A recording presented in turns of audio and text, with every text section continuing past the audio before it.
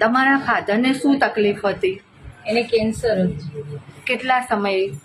એને અમે ડૉક્ટરને પૂછવા ગયા ને ત્યારે છેલ્લા સ્ટેજમાં હતું. પેલા જુનાગઢ પૂછ્યું તો એણે કીધું કે અમદાવાદ લઈ જાઓ. અમદાવાદ અમે બધે પૂછ્યું તો એવું કીધું કે ઓપરેશન કરાવવું જોઈશે. તો આટલી ઉંમરમાં ઓપરેશન કરાવવાનું વિચાર્યું નહીં. અને અમૃતાલયમાં દવા લેવા આવ્યા. 1 સાલ દવા ખાધી, પછી 1 સાલ ત્યાં દવા બંધ છે.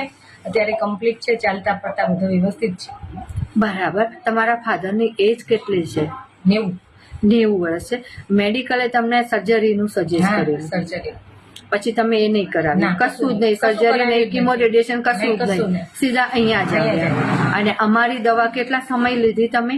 1 વર્ષ. 1 વર્ષ. અને 1 વર્ષથી અત્યારે બંધ છે દવા? બંધ છે. કોઈ દવા નહીં, કોઈ પરેજી નહીં, કશું નહીં. પણ ફરી એવું બન્યું છે કે આ તકલીફ પાછી રિપીટમાં આવી એવું કઈ?